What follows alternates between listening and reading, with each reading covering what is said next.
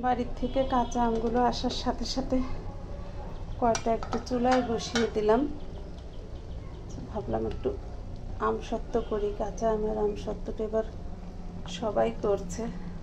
তো আমি কয়টা 5টা আম দিয়ে দিলাম চুলায়, দেখি একটু সফট হয়ে আসা পর্যন্ত জাল করে নেব।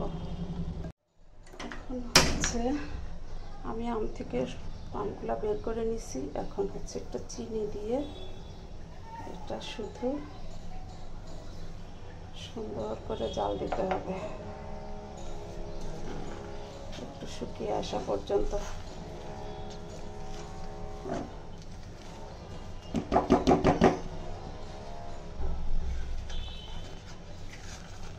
একদম অল্প অল্প জালে সুন্দর করে এটা জাল দিয়ে নেব, চিনিটা গলে যাওয়া পর্যন্ত, আর একটু রসটা শুকিয়ে আসা পর্যন্ত।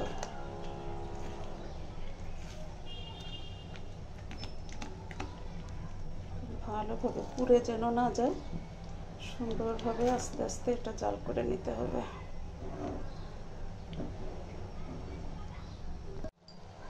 হয়ে গেছে প্রায়। আমার মনে হলো নামানোর আগ দিয়ে একটু চিলি ফ্লেক্স দিই, খুবই অল্প, ঝাল হবে না, সুন্দর একটা ফ্লেভার আসবে। এখন এটা নামিয়ে নেব।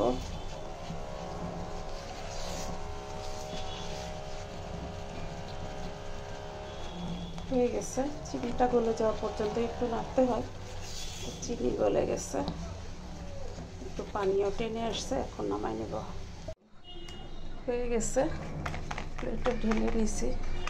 একটু মোটাই হলো নাকি, ছোটো প্লেট বড় প্লেট নিলে বোধহয় ভালো হতো। তো যাই হোক, আর এখন রৌদ্র শেষ হয়ে যাওয়ার সময়, আমার যেহেতু আমটা আসছে দেরি করে, এটা সকালের দিকে দিলে খুব ভালো হতো। সহ্য হলো না কাল সকাল পর্যন্ত। যতটুকুই রোদ আছে ছাদে দিয়ে আসি। সমস্যা হচ্ছে আমার ছাদে কিছু দিলে নিতে মনে থাকে না, জানি না মনে থাকবে কি না। অনেক দিন পর ছাদে আসলাম। এই যে কারা আচার দিচ্ছে মশারি দিয়ে, এটা ভালো সিস্টেম না। আমার ছাদের ভিউ অনেক সুন্দর, আমার ছাদটা। আমার ছাদে আসা হয় না, সেই রোজার মাসে তারাবি পড়তে আসছে, ওইদিকে অনেক ফুল ফুটছে, মাগো অনেক গরম। আমার আমসত্ত্বর ফাইনাল লুকটা দেখাই। এই হচ্ছে আমার আমসত্ত্বর ফাইনাল লুক। একটু মোটা হয়েছিল, আর একটু পাতলা করে দেওয়া লাগতো, তো যাই হোক। তারপরে যে পিস পিস করে কেটে রাখছি, টেস্ট কিন্তু খারাপ হয় নাই, খুব মজা হয়েছে। একটু টক মিষ্টি, কাঁচা আমতে তো একটু টক টক হবেই। এভাবে সংরক্ষণ করে রাখা যায় কিন্তু অনেক দিন। আমসত্ত্ব তো সহজে নষ্ট হয় না। আজ এই পর্যন্তই, আল্লাহ হাফেজ।